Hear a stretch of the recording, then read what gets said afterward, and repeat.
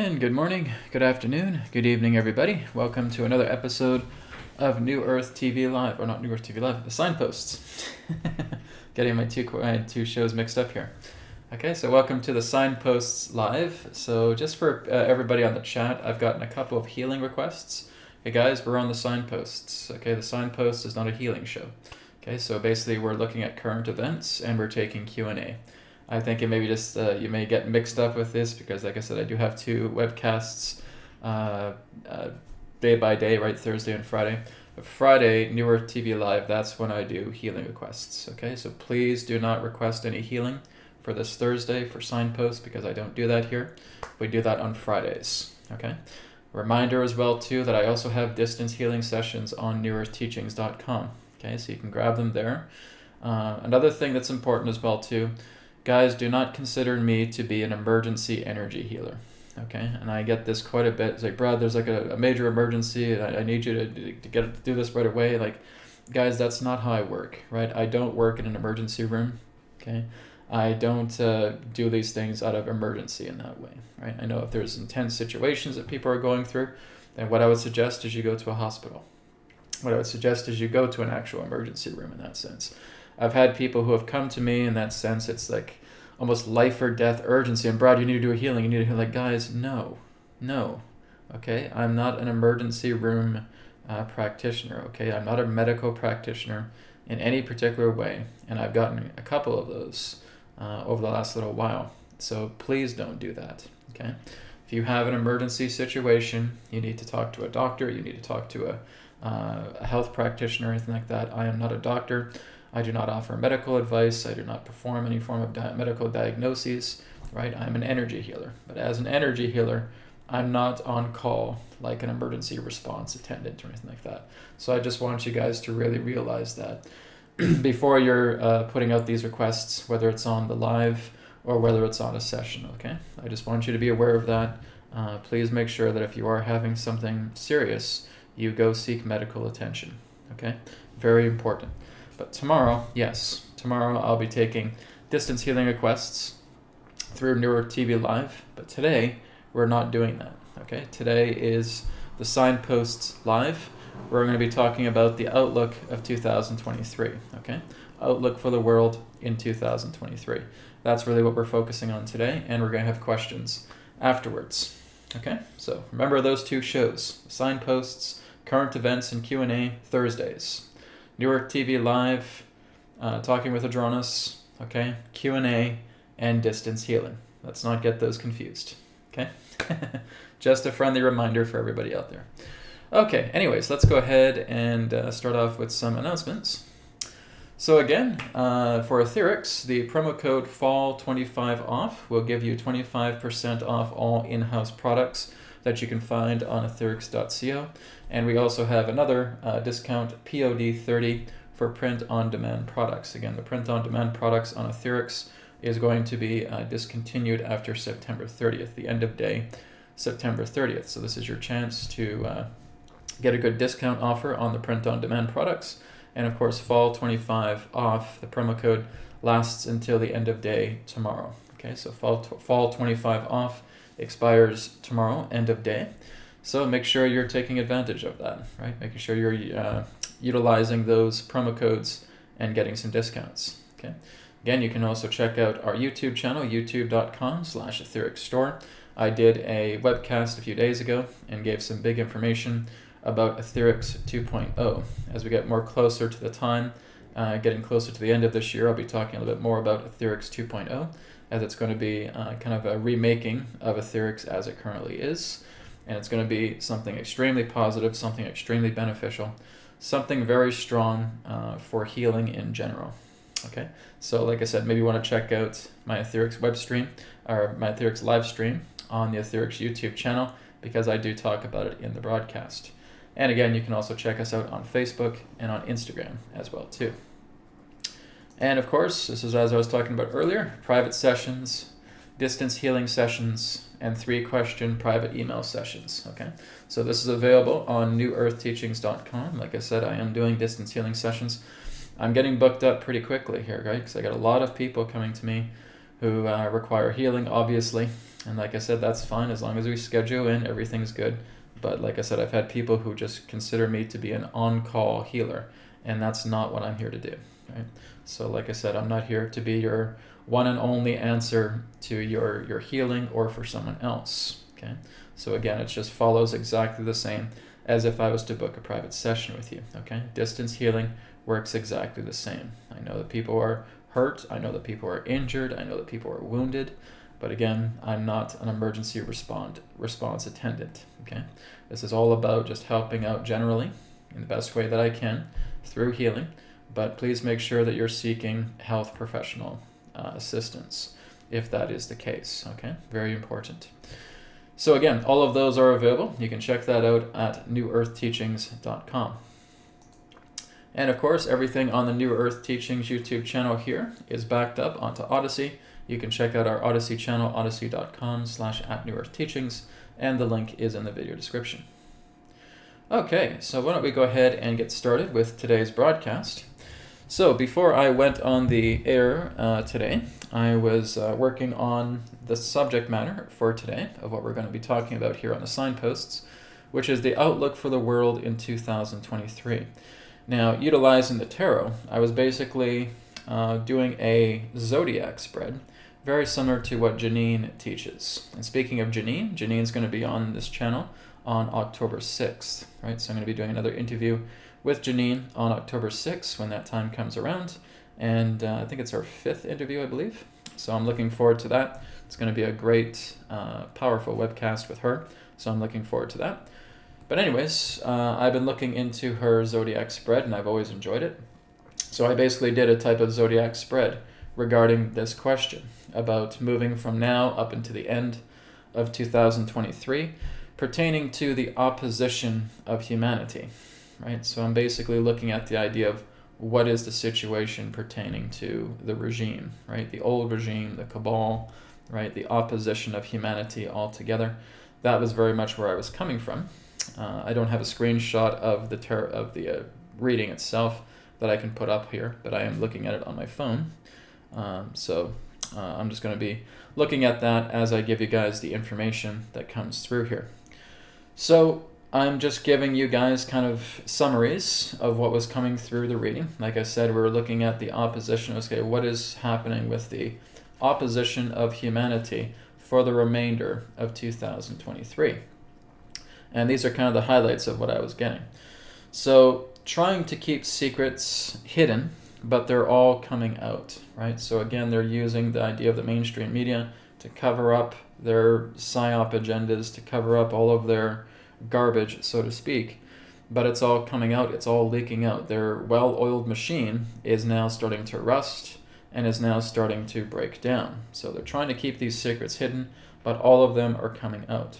Trying to run and hide and save themselves. Trying to stir the pot and create a smokescreen so that they can try to bail themselves out, right? So again, they're just trying to, this is why so many people get confused online, right? They listen to a person and then they hear something else that's the complete opposite of what they said. Then they hear another person say something, and then there's another person coming out and saying the exact opposite that they've said. Well, this is deliberate, my friends, okay? This is what we call smear campaigns, and that's basically what it is. If you hear something that's actually factual, and then you hear 100 other voices around it saying, no, that's not true, no, that can't be the way, no, it's actually this, no, it's actually this thing that's happening, this is actually what's happening, etc., etc. And this is why so many people get confused. It's deliberate, okay? These are what we call smear campaigns, okay? So it's like if you just write something out on fresh ink, and you have all these fingers coming in, they're trying to smudge it, right? They're trying to smudge everything that's written on the paper by that fresh ink, and trying to smudge the truth and say, oh, you can't see that, we're going to give 100,000 different perspectives so that we will confuse the hell out of you, so that you will not know exactly what's happening, okay? And this has been something that they've been doing, since the beginning of the media, okay? So any type of truth that comes out, they will use smear tactics, and they will confuse you, and they will basically try to make up stories and make up ideas that become completely contradictory to the facts that are coming out from particular whistleblowers, okay?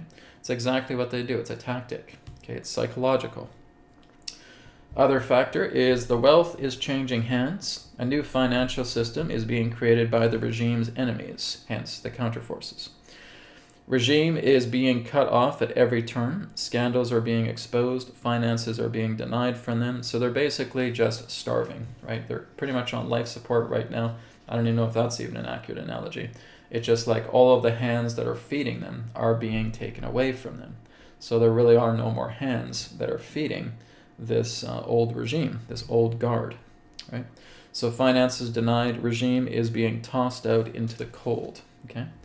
So this is kind of in relationship to the nature of the Tarot's star card, together with the Five of Pentacles, okay?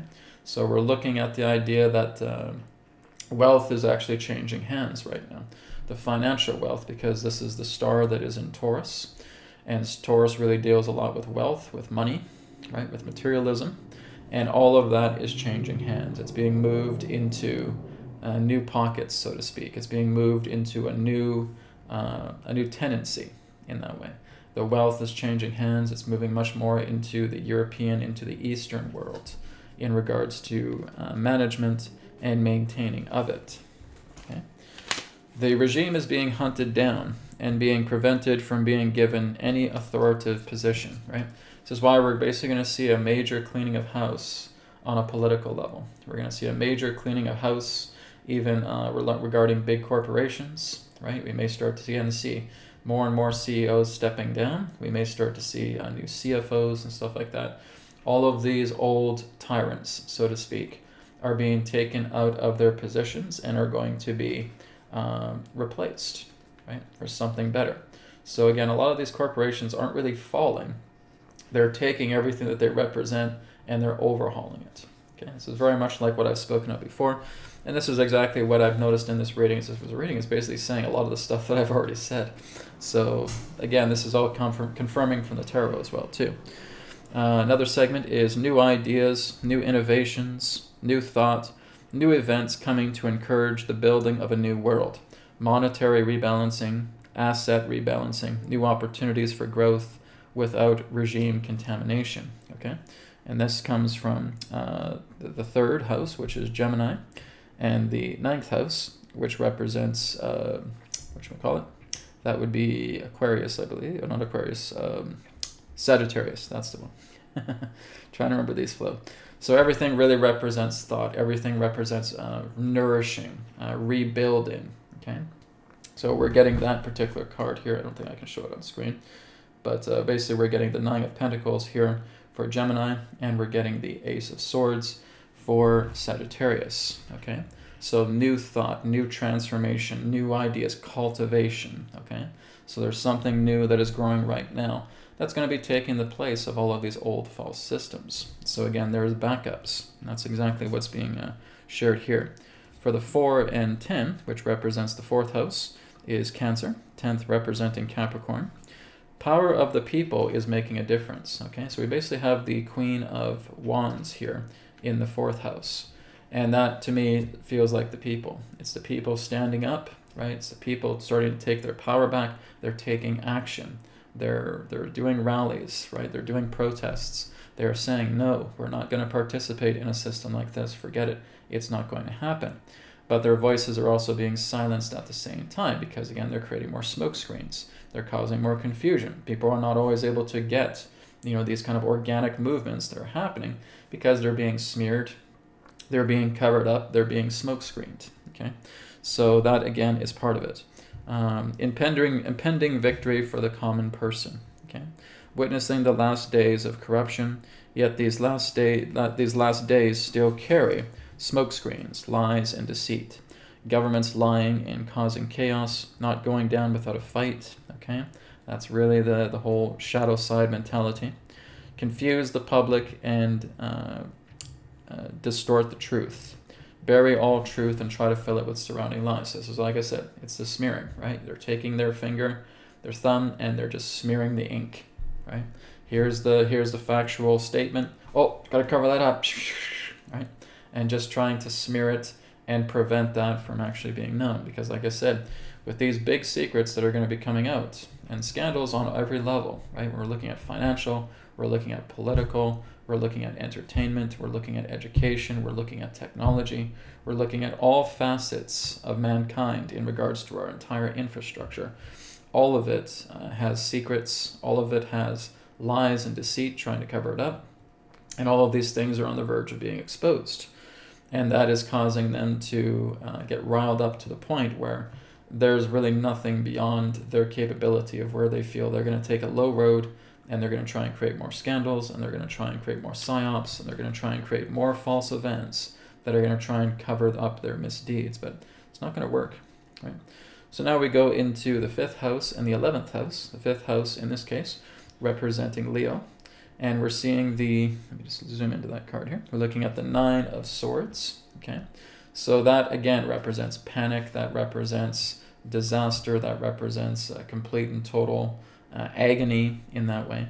And on the opposite end, representing the 11th house, which is representing gains, we have the King of Swords, okay? So a new regime is coming together. A new foundation is coming together. We're watching the old die away, and we're watching the new come together. This also represents an energy of justice. This represents a legal battle. This represents kind of a legal fight. So again, legalities are also being launched here. But it may also go beyond legalities as well too, just into, again, the behind the scenes, right, above the law type of situations, where a lot of these particular old dark regime elitists are being gathered up and taken out of the picture. And there may be doing some trials with them. That's behind the scenes, military tribunals. I've talked about that before. It feels like that's still ongoing as well too. So regime's foundation is crumbling. They are desperate. They are unrelenting. They will stoop to any load to save themselves. They will take any kind of low road.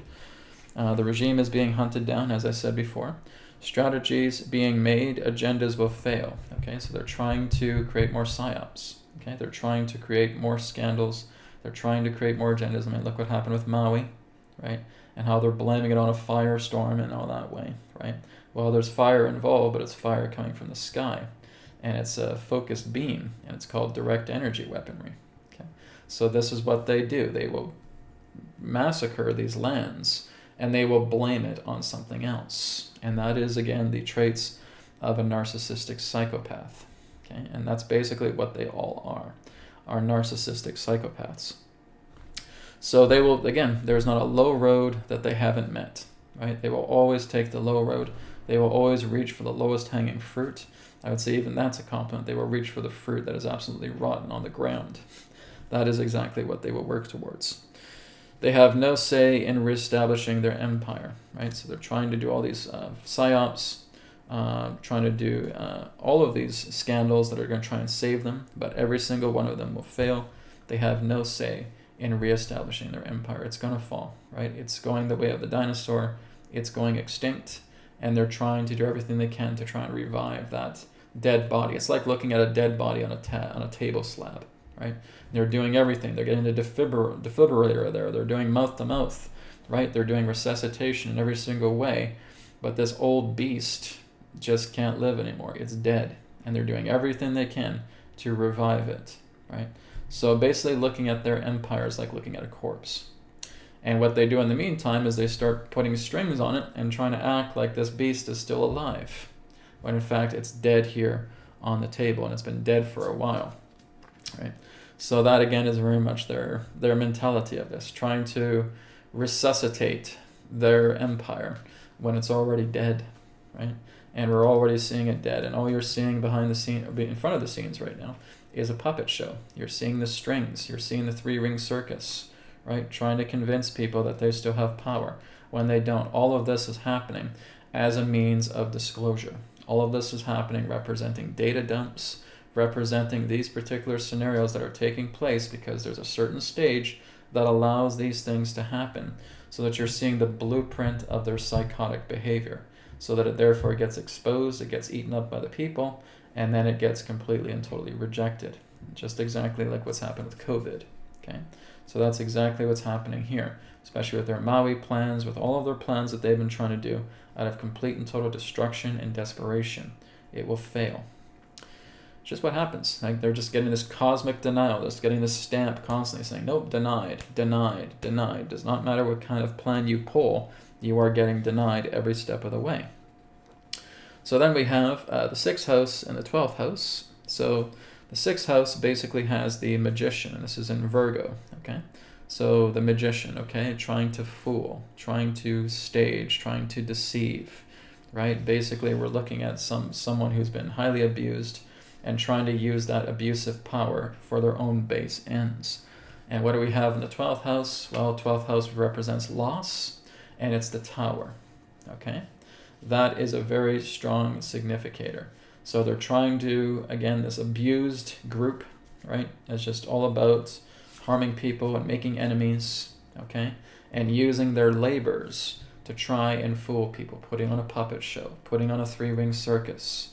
While in the 12th house that is aspecting this, we're seeing the Tower, okay? And the 12th house deals with loss, and that is exactly what's happening here, right? So we're seeing them lose everything. You are watching they're going into free fall right now, right? We're seeing their free fall demolition taking place, and there's really no hope for them, right?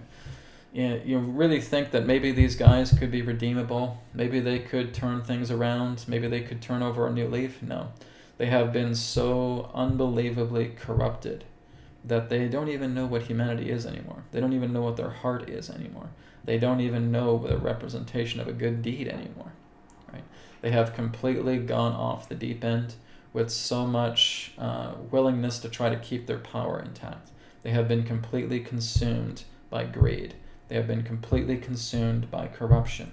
They are not some good old boys who says, all right, you beat me, I tip my hat to you, and I walk off in the sunset, okay? As much as that would be nice, that's not what these guys are. These guys are complete and total devil worshippers. They have completely given themselves to everything that represents suffering, right? You know what I've talked about with suffering, right? Their reactions are all about trying to keep their greed intact, trying to keep their wealth, trying to focus on materialism because they think that's all there is. All there is the material plane. All there is the materialistic world. And I want to rule this world. I want to rule all the material here, and I'm not willing to share it. I'm not willing to give it up. I'll even take down my own guys if I need to keep my wealth. This is exactly why it's a dog-eat-dog. Okay? It's exactly why Adronis for years has said, the corrupt will take down the corrupt. What that means is that self-sabotage. Okay? That's self-implosion. And again, they're fighting over the scraps for what little things remain, and they're basically just going to start killing each other. Right? You're looking at mafias that are going to start taking each other out. You're talking about these rough, mean dogs that are just going to be let loose in a pit and just fight to the death until one's standing, and then that last one standing, then they get taken down by counterforces. Okay? So that's exactly what's happening right now. They're fighting off the scraps of what remains, and it's going to be mafia against mafia. It's going to be regime against regime. It's going to be corrupt against corrupt, and the corrupt will take down the corrupt, like what we're seeing right now. Okay? They will sell each other out to save their own ass. Simple as that. They had a person who they thought was a partner in crime, literally, and then they start chewing that guy out and will throw that guy under the bus so that they can prevail and so that they can try and keep their fortune. These are just very unpleasant people, to put it lightly in that way. And then in the middle of the reading, we have the balancing act. Okay, so we have the 2 of Pentacles, right, which can represent the nature of wealth, the representation of the material world, the representation of the foundation. The entire foundation and landscape is experiencing a rebalancing phase. It's cleaning the filth from this modern systems of man and from the earth herself. Okay, so this is really what I've gotten for the nature of things that are still happening in 2023. So we're seeing scandals. Okay, we're seeing again more cover-ups, more smoke screens. You guys are going to see more of that. Right? I say the last days, but those days can certainly extend to weeks and months as well too. But we're basically on the cusp of watching this complete and total implosion of everything that represents corruption altogether. And like I said, there's a lot of work that needs to be done on this planet. There's a lot of cleanup that needs to be done. There's a lot of redevelopment that we need to do as a species, because we're very, very good at fighting each other. Here's what humanity is really good at the moment. We're really good at fighting each other. We're really, really good at disagreeing with each other. We're really, really good at feeling like we have a bigger head than somebody else. We're really good at letting other people starve. We're really, really good at just letting these particular governments do whatever the heck they want and trying to think that there's an outside savior coming to bail you out. Okay? That is humanity's qualities, and that needs to go, right? This is what needs to move into a state of redevelopment, okay? So how that's going to come together, there's many possibilities of how it can be. I think there just needs to be, again, a lot of exposures that need to happen first. I think there needs to be a lot of stuff being brought out on the table after all of this stuff is coming together, and people need to know exactly what has been happening as a means to enable a healing process to take place. That the whole world needs to heal, and for that healing to take place, a lot of this truth needs to be revealed. And in order for that truth to be revealed, a lot who have been blocking the truth, a lot of those ones who have been blocking the truth, need to be taken out of the picture altogether, right? So this is exactly why we're going through a transitional stage, right? Right now, it's just a cleanup time. We're not even really in the healing time yet, okay? We're in a cleanup time. We're basically pulling the weeds out of the garden. And this will last probably right up into the end of 2024. So then we start going to 2025, where now it will be the benchmark where we'll start going into a little bit more of a healing journey, okay? But 2023, 2024, we still got a lot of weeds to pull out, right? And this is exactly what's happening on the planet right now. A lot of weeds need to be pulled out. A lot of these garden beds that have been contaminated and polluted with nothing but scandals and secrecy and greed and corruption, all of that needs to be unrooted. All of that needs to be pulled out.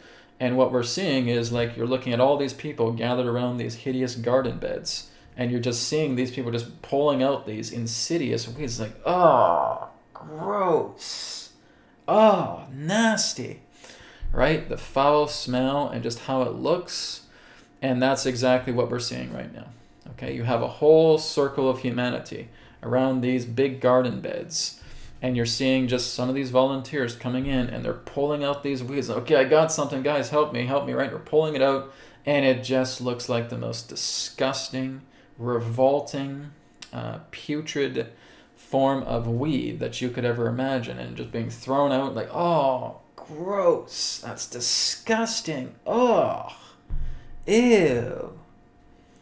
This is what's been growing underneath our feet, everybody. Oh my God, it's gross. That is disgusting. That's what you're seeing right now. When you're looking on social media, when you're looking on the internet, when you're looking at the television, you're looking at all of these grotesque, despicable, putrid smelling weeds that are being pulled out that just, they look like the most disgusting thing you've ever seen in your life.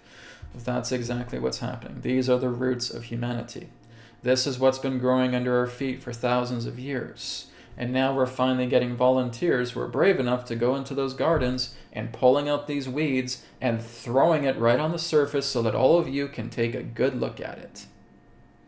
And what's going to happen? You guys are going to get pissed off. You guys are going to get angry. You guys are going to get fearful. You guys are going to get furious. Okay, there's a whole jumble of emotions that are going to come up when you start looking at the filth that has been growing underneath your feet for thousands of years. And that's what you're witnessing right now. That's why you look at all these things, oh, this is just disgusting. It's gross, it's nasty. Well, guys, this has been under our feet for thousands of years. And we have been completely oblivious to it until now. How do you think that's going to make humanity feel? Okay? You're going to get PO'd. You're going to get furious. You're going to get angry. Okay? It's not a time to be singing Kumbaya, right? And holding hands. That time will come. Okay? But we're not in the healing point yet. We're still in the digging up all of this. We're in the cleanup point. Okay? And just pulling all of these nasty, foul-smelling, despicable weeds that have been growing under our feet from people who have been wearing sheep's clothing, who are, again, mostly the most psychotic wolves you've ever met in your life. And now it's basically that it's the Scooby-Doo situation. Let's see who you really are, mister. We pull off the mask, we think we saw a sheep, and here is a grotesque, hideous wolf. That's what you guys are seeing. You're going to see that through world leaders. You're going to see that through celebrities. You're going to look at that through renowned experts, renowned scientists, and all that, okay? All of it is nothing but a facade, okay? It's all of these wolves in sheep's clothing, hideous wolves. Once you start taking the sheep mask off, oh my God, it was not a sheep at all. It's a hideous wolf, right? With all these menacing teeth, right? And ready just to gobble up the sheep. That's what we're looking at, my friends. Okay? This is exactly why all of this needs to be exposed. You can't be ignorant of this. You say, oh, Brad, when is this going to end? Well, guys, you got to see this. You got to see this for yourself. This is underneath the very ground that you walk on. Okay? You need to look at all the putrid mess. You need to look at all of the corruption. You need to look at all the filth. You need to look at everything that is truly disgusting that has happened under mankind's feet for thousands of years, because you are just as responsible as anybody else for this happening. You let it happen. Okay? We are all accountable for this. Nobody is going to get bailed out. Right? This is why we take responsibility. This is why we work together. This is why we help to heal. This is why I come on to this webcast and share this stuff with you, right? Doing my part, helping you guys to heal, revealing this stuff, as well as many others who are doing the work, whether it's Janine, whether it's other people as well too, who are giving their time to share this information with you. And like I said, you still got those smudging fingers coming together. And whenever there's the idea of something factual being shared, and you're getting the fingers and you're getting smudges, because you still have these wolves in sheep clothing. Oh no, that's not true. It's not the way it is. I mean, we're here to help the people and blah, blah, blah, blah, right? And that again is the wolf in the sheep's clothing saying these things. And people are now starting to realize that, okay? This is something that the entire world has to work together with. This is not something where anybody in the world is excluded. This will affect everybody. This affects all 8 billion human beings, okay? And this is the era that we're in right now. This is the phase, I should say. The phase of cleanup, the phase of big revealing, right? It's a cleanup time, it's a revealing time, okay? And it's moving towards a larger reset. It's like I've said, 2023 represents a time of reset, because a lot of these things are happening behind the scenes to enable not the great reset as the old regime says, but basically a true reset, right? Where there's, in that sense, much more of systems that are going to kick in to take the place and again overhaul a lot of the old things that are falling apart right now. And I know a lot of people are still suggesting doom and gloom for the entire planet when this happens. Oh, even if they get out of the way, then all these things are never going to happen. You know, we've had naysayers for decades, for centuries, right? Saying we can't do this and we can't do that. We've always been able to prove them wrong, okay? So it is going to happen. It is going to lead into something that is going to get better, but it kind of needs to get worse at first, because like I said, you start pulling out these gigantic weeds that smell disgusting, smell putrid, and you throw it right on top of the surface here for everybody else to see. You're not going to have a positive reaction out of that, okay? Look at what's been happening to our children. Look at the idea of child trafficking, right? Looking at the nature of pedophilia, okay? Look at all of these things that's been taking place. Looking at using directed energy weapons to scorch homes in Maui, where Oprah Winfrey's property is not even touched, where celebrity homes are not even touched, right? And you're seeing so many people losing their homes, injured, killed. And again, this is just a freak storm. It's just a firestorm that took place. Where our compassion goes out. And hey, let's go ahead and create a people's trust of donations for the people of Hawaii who won't even get that money because it's more for an investment for us, so that we can go ahead and create a smart island. So this is the garbage that they spew, right? And you're looking at how these particular celebrities on screen are trying to endorse this as well too. Well, there's the wolves in sheep's clothing right there, okay? And you just know, you can smell it on them. Like, this is not sincere, this is not natural, this is agenda-based, we can tell. And we're not going to participate with them. In fact, I think this is going to lead us much more into exposing their corruption. And that's what's happening, okay? So like I said, this is why every particular type of agenda they do fails. They don't realize that every particular type of agenda that they try to commit to is leading them more and more deeper into their own grave, right? They don't seem to realize that because they just think that humanity is just a bunch of idiots. We're just completely stupid, and they're able to get away with anything. That is their arrogance, and their arrogance is going to be their downfall. Their ignorance is going to be their downfall. The very fact that they side with a materialistic corruption and they work with just the material world, right? That's about as antichrist as you get, okay? And that's where they think you're going to succeed. You're never going to succeed walking a path like that. It is always going to be the idea of dog eating dog and survival of the fittest, and I'm going to step over the other person, I'm going to step over the other guy so that I can be the king of the mountain only to be slain as soon as you step on the throne, right? And you have a guy just decapitating you as soon as you're right on the top of the throne. Oh, okay, I got on the throne. Whoosh! Dead, just like that. And again, like you could say, it's going back to that old phrase, right? Making a pact with the devil. And that's exactly what they've done. You will have nothing but misfortune walking that particular type of path. It's been proven again and again and again throughout the course of history. Anyone who sells their souls to the devil is only going to have misfortune, right? And they may take about 5 seconds before they're able to sit on the throne, and then they finally sit, and all of a sudden, here comes the cleaver, right? And that is exactly what's happening with these very foolish people who have given themselves over, who have basically sold themselves out, who have sold out humanity so that they can have their time in the sun that lasts about 3 seconds before their head's lopped off, right? That's the stupidity that we have out of these people who are even more foolish, who are even more ignorant, who are even more stupid, right? And they have completely lost themselves, right? They have to study all of these particular forms pertaining to the Christ teachings. They have to study all those things that represent the light so that they can therefore curse it, right? That's exactly how dark mages act. They're very much aware of what is taking place relating to the light. They're very much aware of what one must do to serve in heaven. And then they pee all over it. They spit all over it. And that's basically what they do. And they just rip it apart and they try to corrupt.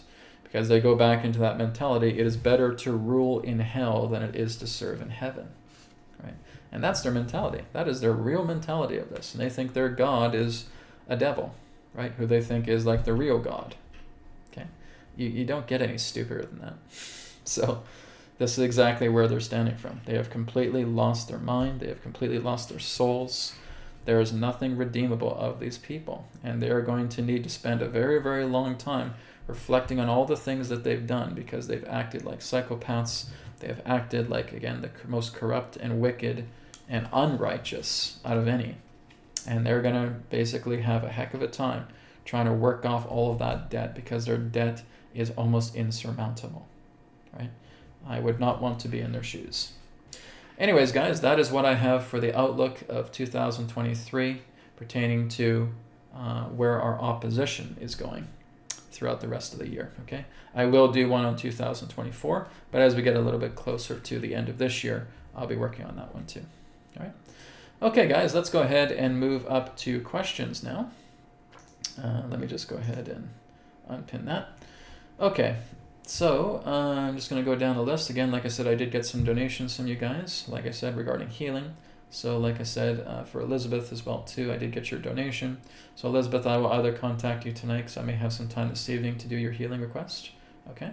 If I don't, then I will make you first priority for the healings tomorrow, okay? But most likely tonight I should be able to help you. Okay, let's go down the list here. I'm just going to look at some questions. Okay, here's one from Chris Cabrera. Chris says, Brad, what are your thoughts on energy healing or polarity therapy comparing to Reiki healing? They're exactly the same thing, pretty much.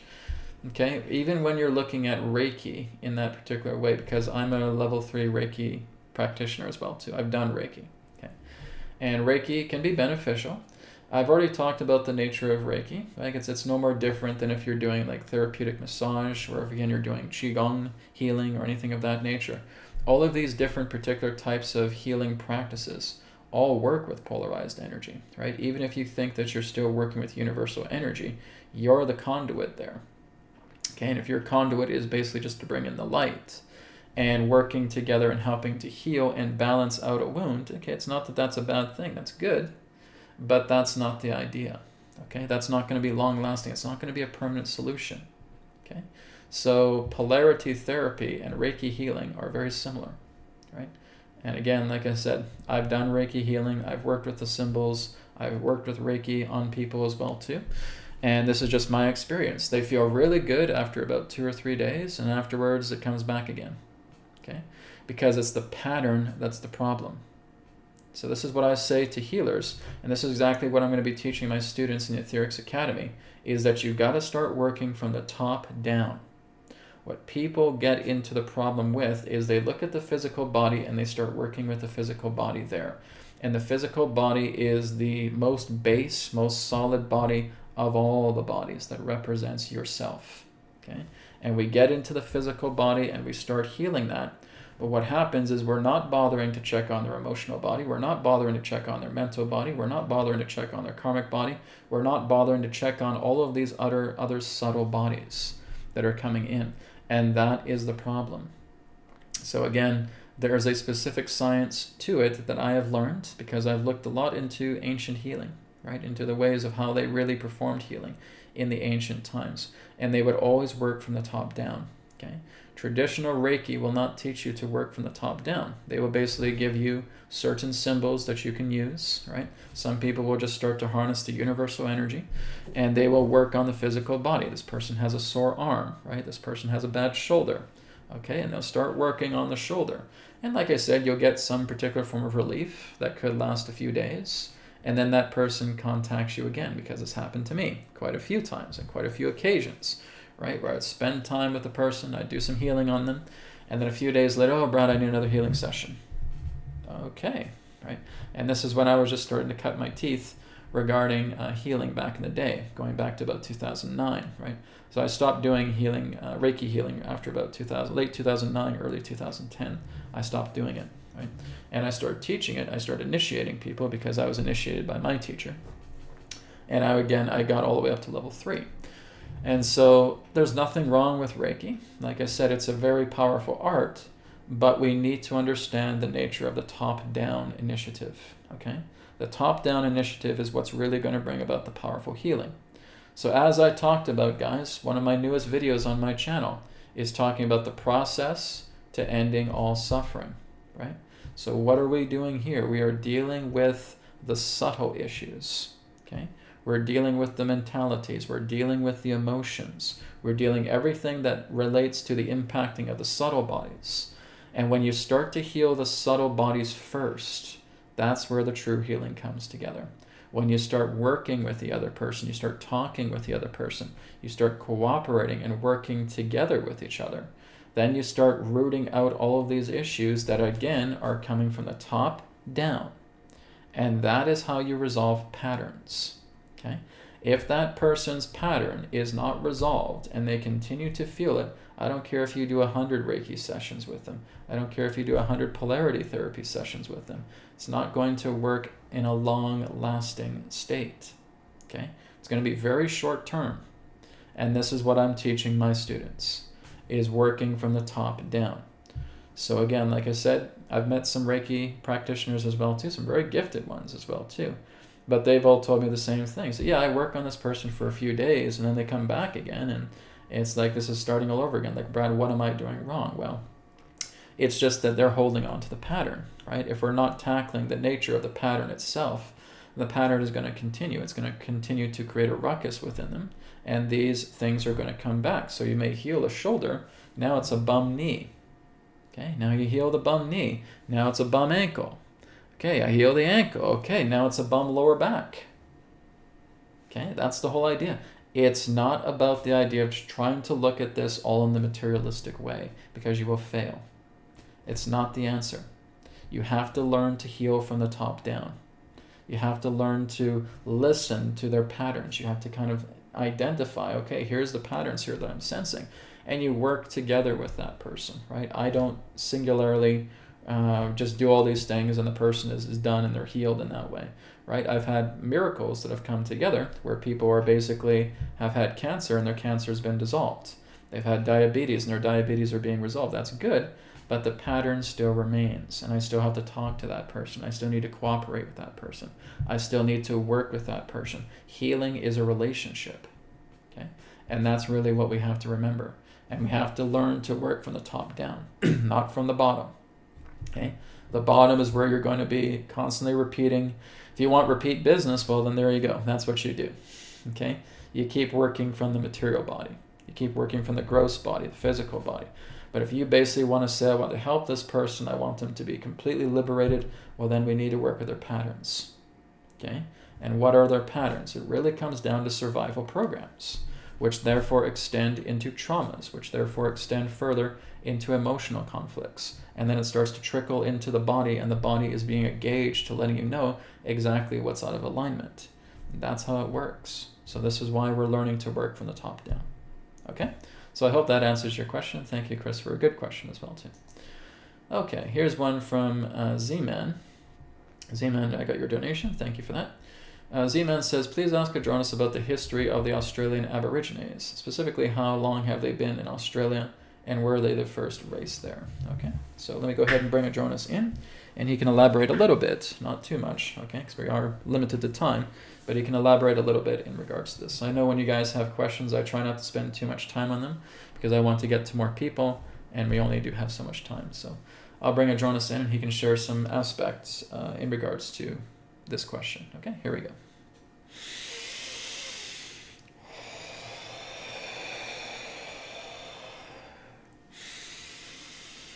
Tera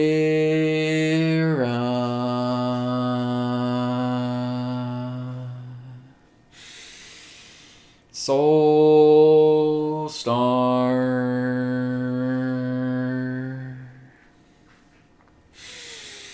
CDS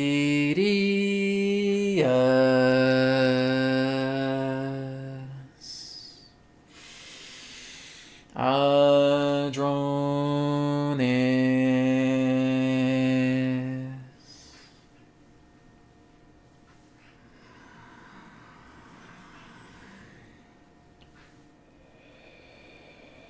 We are here.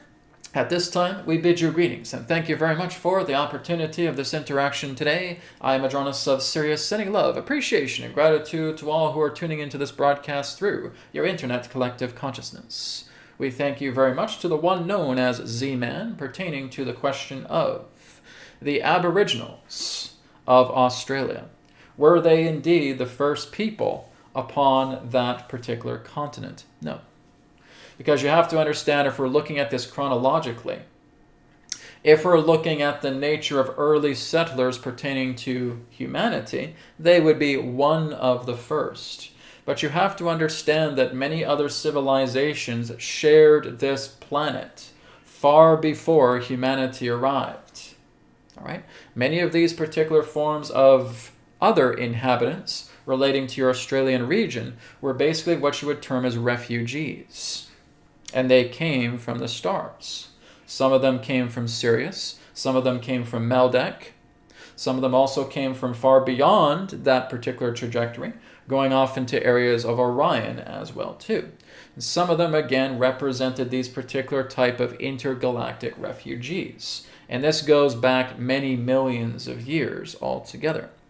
There were even settlers in your star system that again span throughout the nature of the areas of Venus, throughout Earth, throughout Mars, throughout Meldeck. Yes, this again is what took place. So again, to say that they are the first there upon that land would not be appropriate. On a human level, would they be the first? No. But they would be one of the first. All right? Basically, if you're looking into the nature of Australia, you would discover that much of the African inhabitants once lived upon the areas of Australia. And that therefore they were also part of colonists that would go beyond Africa, and they would discover the land of Australia, and they would also create, shall we say, an establishment there upon the land. So the Aborigines were one of the first, but they will even admit that they are not the ones that are actually the very first upon the land as it relates to humanity on Australia. Now again, the younger generation may not know that. It is much more of the older generation who kept with the traditions. and realized that there were other settlers on this land before them.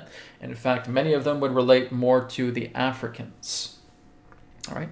And again, even before that, as we stated, intergalactic refugees, going back into earlier times, because there are other civilizations that existed upon this planet far before your kind even set foot here. And so again, this has all been part of ancient refugees, ancient, again, settlers that came upon this planet. If we were to give you the impression of a sentient race that has been here the longest, we could basically give you two. Number one, insectoids. Number two, reptilians. They have been here the longest, before humanity even set foot here. The insectoids and the reptilians would be your most ancient inhabitants of this planet. Following thirdly would be the idea of the Sasquatch. All right? So that's the idea. And they again settled on many different lands all throughout your planet. But they are very much the ancient ones here. That's what we can share in regards to this question. We thank you. Okay, great. Thank you, Jonas, and thank you, Z-Man, for your question. Very good. All right, let's go ahead and move on. Okay, let me just scroll down the list here a bit more. Okay.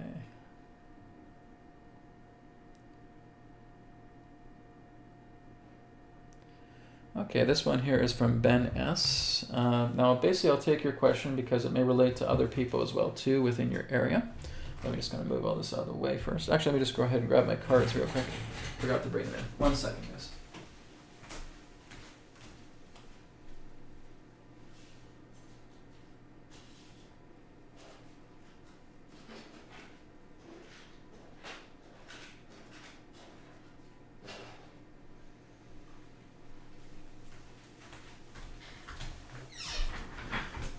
Okay, that's the one thing I forgot, is to bring my cards in. Okay, so again, the question here from Ben is, I want to ask on behalf of my mother, is there going to be a flood in Germantown of Trentford AM, Maine this year?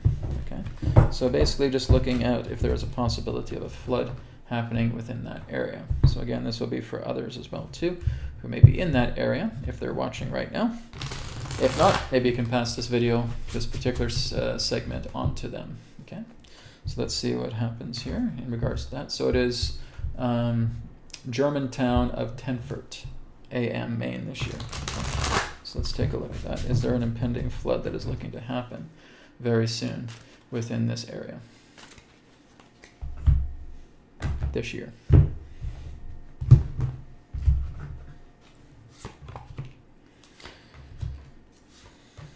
I'm not getting anything of that pertaining to a confirmation, okay? So I'd say you guys are pretty much in the clear. It looks like things are going to be okay, okay? So like I said, there's always new possibilities that come together, but as I read it right now, like I said, it looks like things are kind of in the clear, right? We're getting the sunshine here. And again, there may be confusion about people who are basically spouting a lot of that stuff and think, oh, we're going to get another flood or this is going to happen. And people are getting worried, right? So again, it kind of comes through the grapevine. But from what I'm getting here from the outcome cards, you should be fine. Okay? Thank you for your question. All right, let's go down the list here a bit more. All right, so here's a good question here from Nancy Spearpoint. Nancy says, do we reincarnate with our family? I'd love to be in another life with my father who has passed. Will he wait for me to reincarnate together? Well, again, guys, you have to understand that this is a relationship. All right, this is all about a co-creation that you're talking about. Now, there's no outside external force that says, oh, you got to go do this. Okay? We have guides that will give us the idea of saying, okay, you do need to take care of this. You need to, it would be a good idea for you to work with this again. Okay? But ultimately, the decision comes down to you. Now, basically, you will have certain, you could basically say that you're interfacing with the higher self, but the higher self is you. It would be appropriate to say that it is the higher self that makes these decisions, okay? But that's you, right? It's not the lower self that makes these decisions in regards to incarnation. It is the higher self. The higher self is the architect, okay? The soul is the architect of all life. So when you're looking at that, when you realize that you're with someone who you love very, very dearly, and they have left this earth, very important to realize, guys, you're not separated from that person, okay? While you are here in the body, you are still able to get in touch with that person, okay? If that love is very strong between you and that person, it's very possible. Some of you may go to a medium, some of you may go to a psychic because you want them to talk to that person. But you're also noticing that when you're on your own, you may feel their presence, right? You may feel that they're sitting right next to you on a couch. You may feel that they're in the bedroom with you, okay? And they're trying to reach out, but again, you have not developed those abilities within yourself to get a clear communication about what they're trying to say to you. But quite commonly, because I've tuned in to quite a few people's lost loved ones who are no longer here on this planet, they are always telling them, I'm here for you and I'm just waiting for you. I'm just waiting around until you join me, because now we can start talking about another incarnation together. And do you know how that happens? It's because of the bonds you have. Okay? There is no outside force that is taking a sword and cutting those bonds when you know that love between you and the other are pristine and true. There's no force that does that, my friends. Okay? You get reborn again based upon those people that you love, but you work together in a state of cooperation to draw out a plan. But the lower self will never ever have the lowdown of that plan, because it's the lower self, right? And it again is oblivious to these things. Its whole idea is to just experience everything that unfolds that life is giving you. It is the higher self that has that entire contract. It is the higher self that has that entire plan, that entire blueprint that represents your entire life. And it is aware of all the ones that you love and all the ones that you care for and all the ones that you brought into your life and have so much compassion and joy for. Do you think that that's going to extinguish when you leave a body? Again, you're still thinking too much in a materialistic way. And that is not how life works. Okay? Life is all about bonds. It is all about connection. It is all about interconnectedness. It is your own egoic fear to make you feel like you're never going to see this person again, when that is a complete and total lie. When you have so much love in your heart for another person, that will not fade, right? This again is why people are reborn again. They come into incarnation again because of the love they have for these others. And you're now in the mix, right? Many of you will call it soul family. But really, I would call it more accurately the love family, okay? It's the family that you are with, who you have so much love and compassion and respect for. And that is going to initiate a form of reconfiguration leading into an incarnation, okay? I would say that's pretty much guaranteed. Wherever that happens, however that happens, again, that's all part of the configuration. But when you know that you love somebody, right, your father, for example, who has left this earth, and basically saying that, will he wait for me to reincarnate again? The two of you love each other. Absolutely. It's exactly why many of them don't want to move on and say, I want to watch my daughter. I want to see exactly what my daughter's doing because I want to have another life with her again, right? There's that mutual love that you have for each other. And that very bond is what's going to enable an incarnation to happen again, okay? So that's the whole idea. Sometimes we have to be careful, though, that that particular bond that we have with them doesn't lead to attachment, but just true love, right? It is that love and respect and appreciation. We know that we truly have that in essence, but there's still parts of ourselves that are still attached to their physical presence. And that's what we need to learn to let go of, right? It's not about the type of grieving for the nature of loss. A lot of us will do that because we're still living in a world that we feel disconnected. We feel disconnected with everybody, and because that person's body is not there with me, well, then they must not be here with me. But this is the idea. We are missing the higher bodies, right? You're missing the higher nature of that one that you love. And you have to remember, that's who you truly are. You are the grand nature, right? You are the soul. You are spirit. You are the self. That's who you are. This is not you. This is a canvas you're playing with. This is a wardrobe you're playing with. And it's good that we're working together with this wardrobe. We're honoring it, right? It's both part of us having that experience, and we're appreciating that wardrobe. But nonetheless, it's not who you really are. Who and what you truly are is the great nature. All right. So looking at your Father in the same way. So this is why we're working to surrender. We're working to let go. So Nancy, if you have not seen my new video about the process to ending all suffering, please go and watch it. Okay? Because what I'm really teaching you guys, I call it the process, but it's just a remodified version of the abidance method. Okay? And that's something that I would like a lot of you to check out. Okay? Especially if you've had the feeling of loss pertaining to a loved one who is no longer here with you, that would be the perfect video to guide you forward, to helping you out.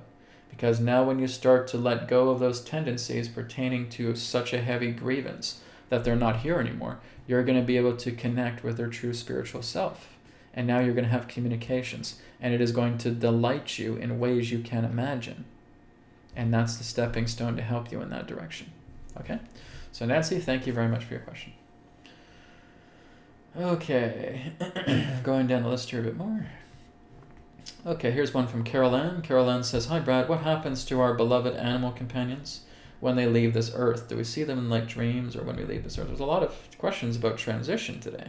Okay, it's the exact same thing, Carol Ann. Okay, you have to understand that what is it that occupies the body of an animal? Okay, it's the great nature of yourself. It's the same thing. An animal has a very different experience compared to a human. Yes, we know this. Okay? They are less egoistic, but they certainly have a personality. Okay? You will see their personality unfold as you get them from like a little puppy and in they're fully grown. You'll know that you're aware of their personality, right? That is an expression of the soul. Okay? Where do they go? Guys, why do you keep asking where people go? Where are you going to go? Oh, Brad, I'll move from North America and I'll go all the way to Australia. Okay, but you still haven't really gone anywhere. You're still here. You're still now. So why is there this question about where are you going to go? Why do we even fathom that question? Where am I going to go? Where is there to go? But being here and being now. Okay? It's not about location. Location is a measurement. It's not about time. Time is a measurement. Okay? So, location is basically representing the usage of space to function as a meter, to function as a unit of measurement. I have location. I have nautical miles. I have longitude. I have latitude. Okay? That is nothing more than spatial coordination. Oh, I have the time of day. I have yesterday, and I have tomorrow, and I have this morning, and I have this afternoon, and I have this evening. That is nothing more than temporal coordination of a measuring unit. Space and time are not real. Okay? That is nothing but convenience for linearity's sake. That is not the real. You're looking at a map. You're looking at a spatial map. You're looking at a location-based map. You're looking at a temporal map. You're looking at a time map.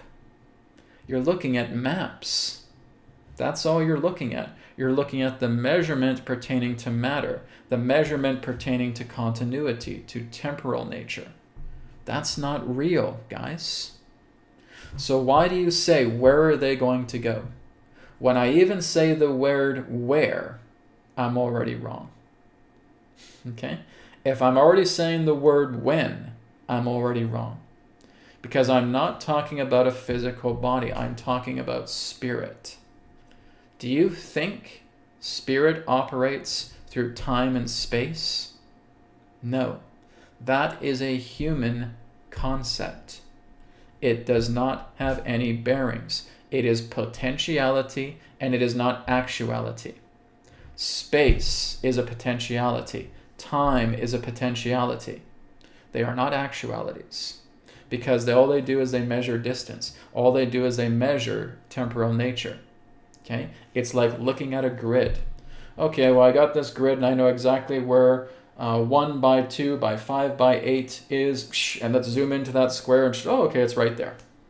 So how did we get to that point? We needed to use a unit of measurement called space location. And it's going to be happening exactly at 2:33 p.m. Eastern Time. Okay, how did we know that? We used a unit of measurement called temporal mechanics, time. None of that exists because you're all looking at it right now. And this again is the human fallacy. When you become an interstellar civilization, the last thing you're going to give two craps about is the time of day and where something is. Okay, you're going to let go of that because everything's available to you now. It's exactly what Star Family wants to tell you about, right? Your star ancestors are saying, will you let go of that stuff, right? That may be good for certain levels of conveniences, but that's not how life operates, guys. Everything is now. Everything to which you wish to experience has a vibration, has a frequency. There's an energetic to it. And right here, right now, we can go to it. Beyond your space and your time nonsense. It's all right here. It's all right now. So when you ask the question, where do they go? You're wrong. When did they get there? You're wrong. Okay? Everything is here and now, which means as soon as you think of your beloved animal companion, they're already with you.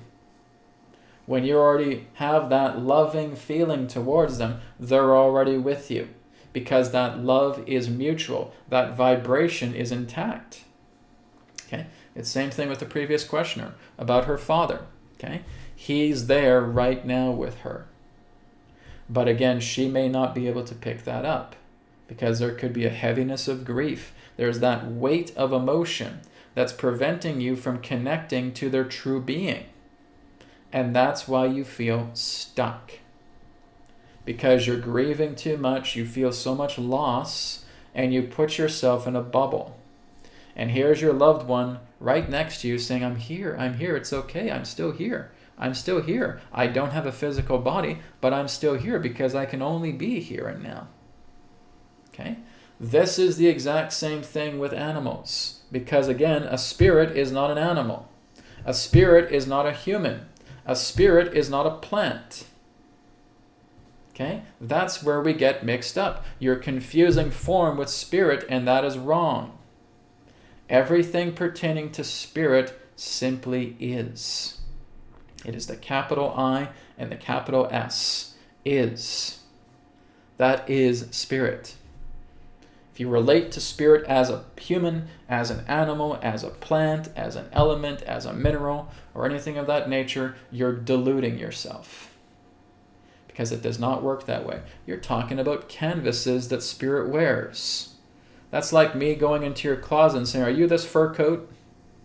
Right? Are you this scarf? Are you these pair of socks? No. I just wear those things. That's not who I am. Well, there you go. It's the exact same thing as I'm talking about here with spirit. Comparing spirit to a scarf, to a fur coat, to a pair of socks. Hence the human, the animal, the plant. This again is the backwards thinking. We have forgotten who we are. Completely. And this is why there's some of us that come here to give you guys that wake-up call, to remind you who you are. And when you are reminded of who you are and it clicks in and you are now in recognition of it, great things happen. Great things change. You now start to work in the cooperation of life. And all of those who have left their bodies behind, who have dropped their bodies, are working with you all the time. You can feel them, you can talk to them, you can communicate with them. Be it human, be it animal, be it plant, be it anything. Because it is that bond of love that keeps you intact vibrationally. That's how it works, my friends. This is fact. Because I've done it. Okay? I've talked to people who have left their bodies and being able to give communication with them and saying, okay, this is exactly what I'm getting a feeling of what they want to share with you. I'm still here with you. I'm waiting for you. Okay? When you have an animal companion who has dropped their body, that love that they have for you is still there. In fact, much what will happen quite commonly is if you're open to having another animal companion in your life, is that they'll go into another body and they'll return. This can quite commonly happen. It just depends upon a decision. Okay? But the most important underlying issue here is the question of where and the question of when. That's got to go. Right? When we're looking at a material plane and we say, okay, my best friend is over here. He lives 10 blocks down the street. I'm going to go meet him at 3 o'clock. Oh, perfect. That's great. That's fine. That's something that's coplanar together with you because you're both in a physical body on this planet. But when you're looking at that with spirit, doesn't apply. Okay? No space, no time. Get out of that mentality. Only here, only now. Everything is available. There's nowhere to go. There is no when to go. There is only here. There is only now. Please keep that in mind, okay? Very important. Especially when it's your time to leave this body. You say, oh, what was Brad saying? Oh yeah, there's no space and there's no time. Everything's here right now. So all I have to do is just put that intention. There's your best friend. There's your mom. There's your dad. There's your grandparents. There's your angels. Intention, intention, intention, intention, intention, intention, intention. Here and now. That's what you got to remember. Okay? You're only in this wardrobe for so long. Remember who you are. That's important. Bring the two together. The material, the spiritual. Merge them together. Right? Let this be a support system. Let this be a house for your divinity. All right? Let's go down the list here a bit more. How are we doing on time? Okay, we have about 15 minutes left. Okay. Okay, so I'm getting some donations here. This one here is from Sirius. Serious. A different kind of Sirius. So Sirius asks, will Adronis elaborate on the accuracy of Vedic astrology? Is this a reliable and accurate system? And what about Western astrology? Okay, well, we're not going to get too much deeper into the topic because, like I said, that can take some time. So again, we're on the material plane here. We are running on course of time of measurement, right? When we're in the spirit world, we can take all the instance of getting that information through. You guys can join me in the dream plane, right? And you can ask me questions there. Believe me, people have done that, okay? I've had people email me and said, Brad, I had a long conversation with you in dream time, and it's like you answered every single question that came. So, okay, well, great.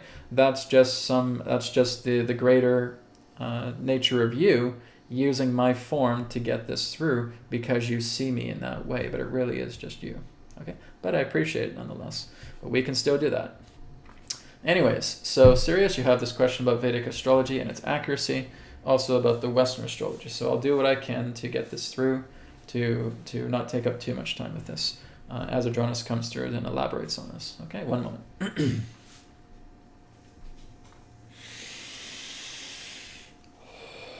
We thank you very much, Sirius, for asking such a serious question, seriously. Now, as we are from Sirius, we appreciate your serious question. Thank you. So a little bit of humor there for you.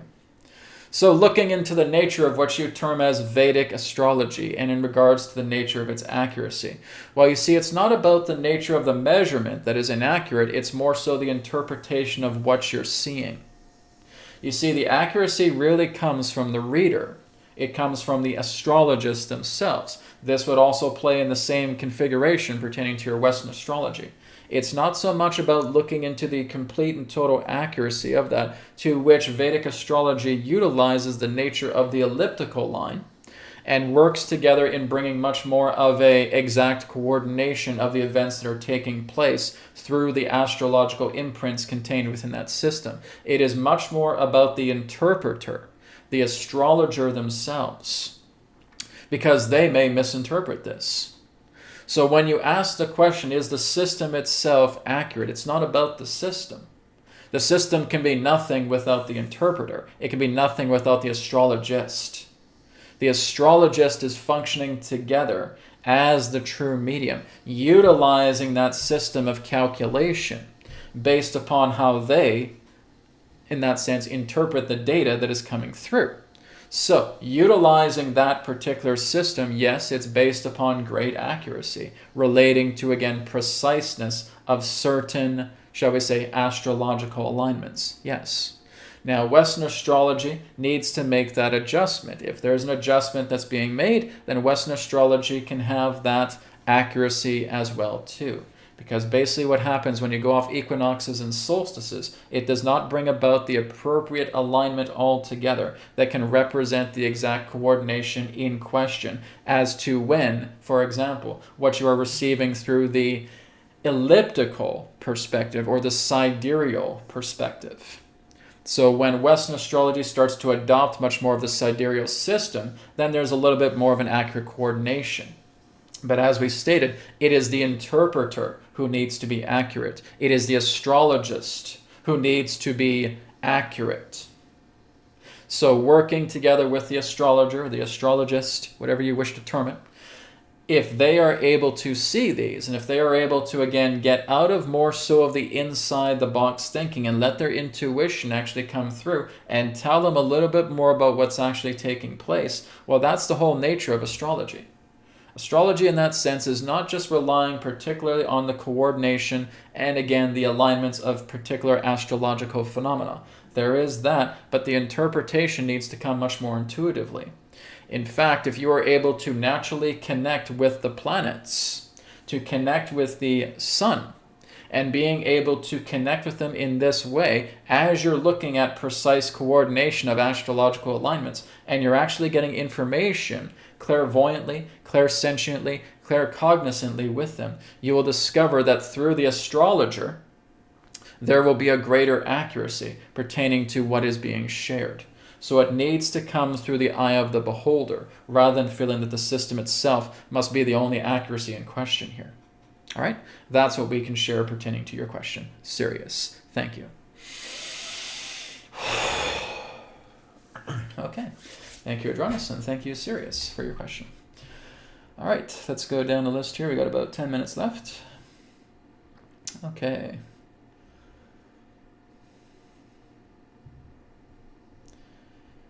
Okay, let's just go down the list a bit more. I'm just kind of reading the statements here, guys. Just give me a minute.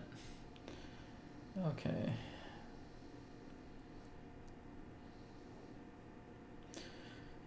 Okay. Okay, here's one from Mona. Mona says, or Mona Pianist. Mona says, if our bodies are ascending and transforming during this time, will the Rife devices be more effective on our bodies, or will they become obsolete? Well, you can't really look at an obsolescence pertaining to frequencies, okay? Frequencies are not something that is temporal. It's not something that has an expiration date. You're talking about the very frequencies that are making us what we are, okay? So when you're looking at the idea of Rife frequencies, it really depends upon the quality and it depends upon the instrumentation that you are using for it to be very effective, right? So when you're looking into the idea of Rife instruments, you want to make sure that that sound vibration is getting you into a deeper penetration state. If we just go on YouTube and we start listening to certain Rife frequencies, that would actually represent much more of a distortion, okay? You want to actually have much more deeper penetrating instrumentation towards Rife frequency technology, right? It wants to really penetrate deep within yourself, deep within the body, right? Because you're understanding that these vibrations that make you who and what you are basically going through such deep degrees of penetration. Very few of us actually have that type of technology to duplicate that. That technology exists, but that technology in that sense is still in development of it actually coming together and happening, okay? So when you're looking at Rife frequencies, or just the frequencies themselves do not have an expiration, okay? As I said, everything is here and now. Everything that represents frequency, vibration, energy is what makes up the matter stuff that we witness here in life, okay? But again, it's really based upon instrumentation. So where there is, in that sense, good quality instrumentation, where those particular frequencies can penetrate much more deeper, you would want to look into the idea of sound technology, a much more deeper sound penetration technology. Very similar to the idea of ultrasound, but not having to go to that medium.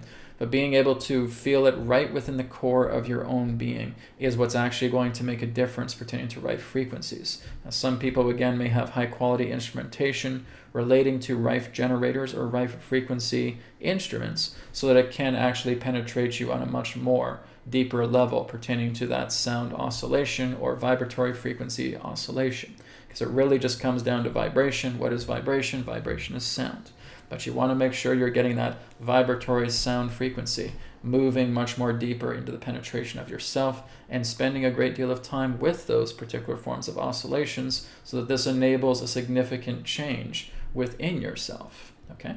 So what you're doing is you're imposing certain forms of sound frequencies upon yourself, and through continued exposure of those radiant sound frequencies within yourself, this is what is creating a different oscillation of beingness within yourself that enables different forms of genetic, DNA, morphogenic transformations, enabling yourself to go through significant changes.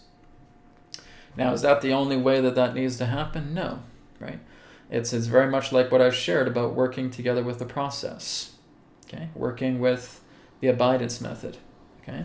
And being able to let go and surrender a lot of these tendencies. When you're doing that, your entire body as an instrument is already playing those frequencies that is enabling change because that heaviness is no longer there. As soon as you put that heaviness in the body, it's like playing the lower note on a piano. Dom, right? And that heaviness is there and it's continuously playing because we're fighting with it. When we start to elevate ourselves and realize that that's there and we're softening ourselves, we're going ding, ding, ding, ding, ding, ding, ding, ding, ding, ding, ding. Okay? Those frequencies are now starting to change because you're getting the heavy, dreadful vibration of that sound frequency out of your body. Okay? Your body is already a sound instrument. Okay? Do you guys know what light is? Anybody tell me what light actually is? Right? I'll go right down to the bottom of the chat here. Can anybody here tell me what light actually is? I'll just give a few seconds here to see if anybody wants to take a stab at it. Tell me what light actually is.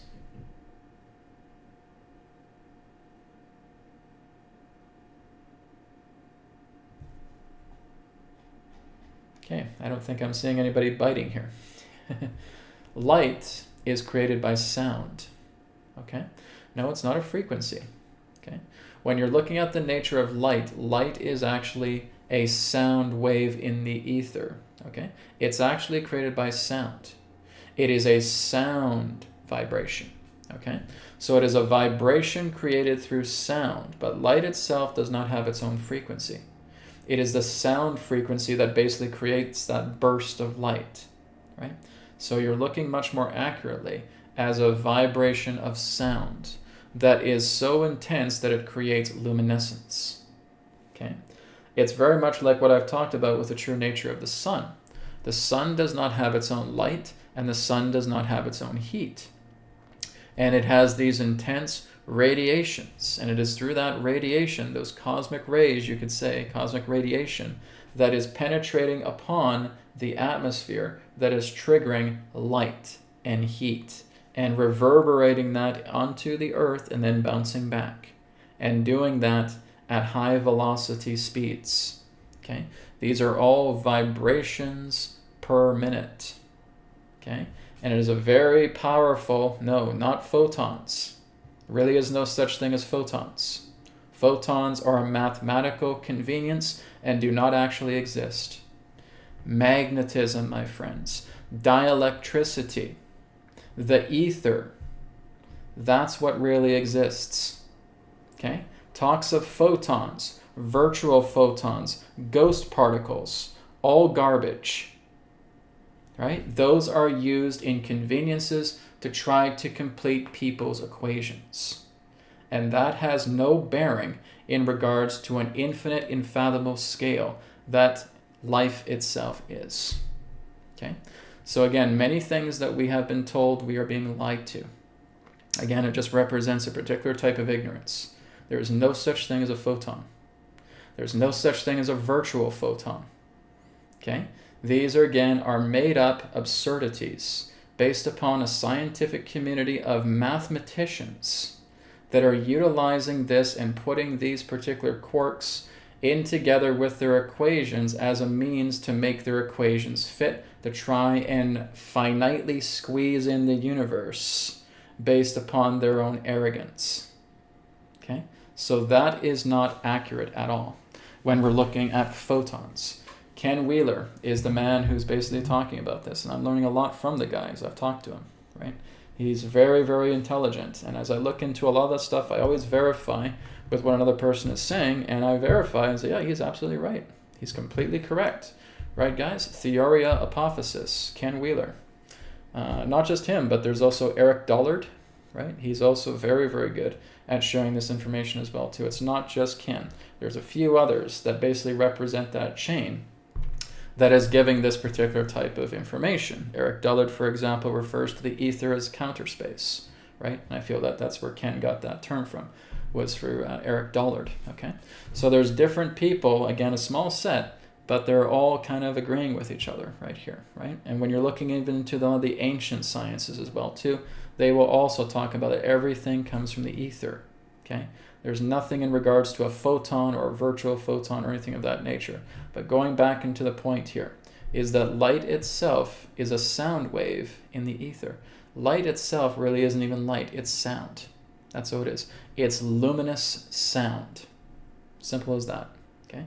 The vibration is from the sound itself. Light itself does not carry a vibration, right? That's the vibration itself is through its parent being that of sound. Okay? So just some simple things here to look into. So again, guys, this is what I suggest. I'd suggest maybe looking into Ken Wheeler's stuff. Sometimes that's an acquired taste because sometimes it goes into quite a bit of complicated stuff.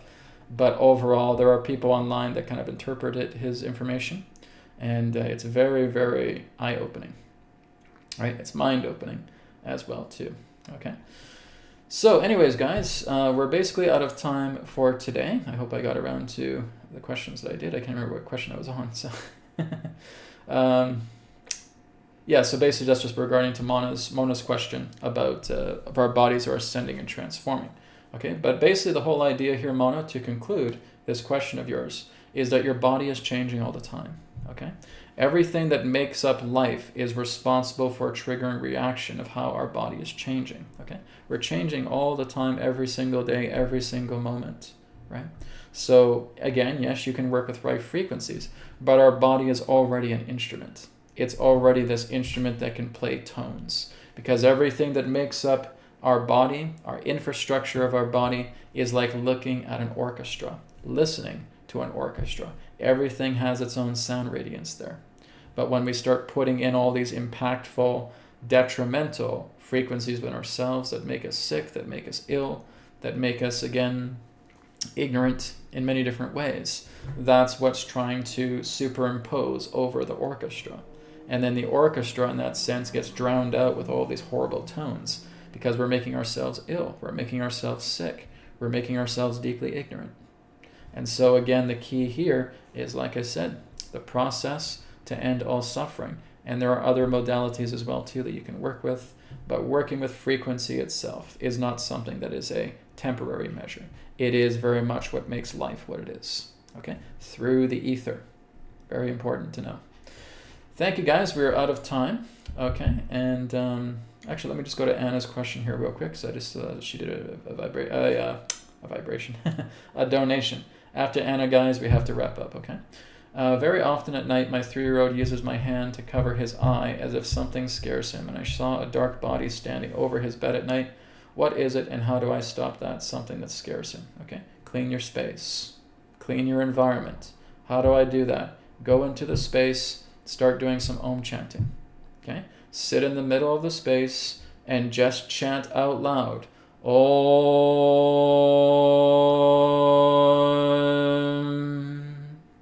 Okay? Now I want you to do that about 10 times, okay? So you're Om chanting in the space, and what you're doing is you're bringing that heightening of frequency back into the space. Now, really going beyond that, the Om frequency, generates the source center vibration. Okay, so maybe get your child to work with him, with you. Okay, I wasn't too sure if you're okay. Yeah, your son. So work with your son to do Om chanting together, right? Just teach him that. Om.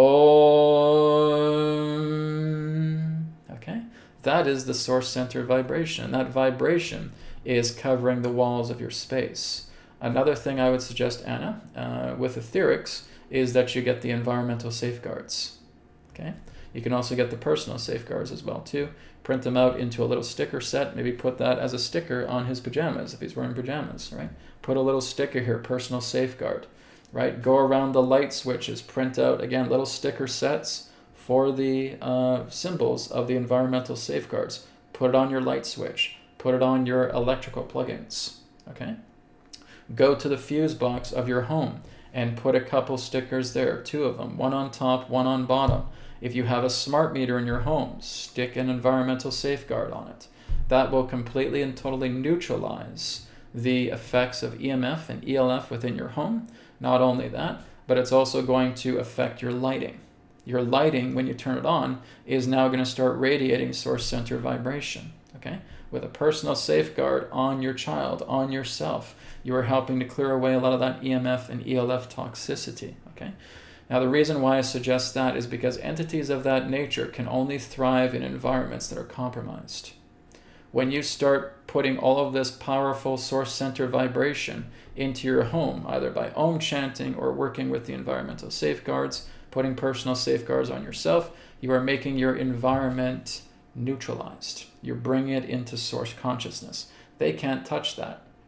They will run and hide from that. If they're all about darkness, if they're all about, in that sense, having to go into areas of decay, because what they're probably doing is they're probably working with your earth grid lines. They're probably working with a banker, they're probably working with a Hartman, they're probably working with a Curry grid, and they're staying within those lines because those are compromised geopathic stress lines, basically representing an energy of decay.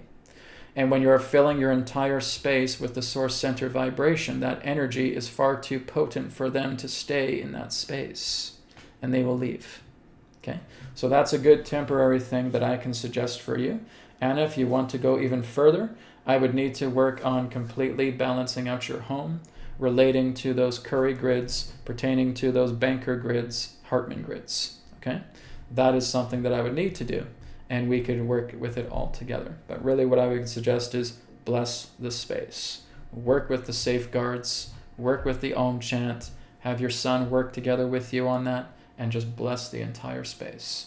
And that is how you can bring harmony to the household. Okay? Thank you very much for your question. Guys, we're out of time. Thank you for today.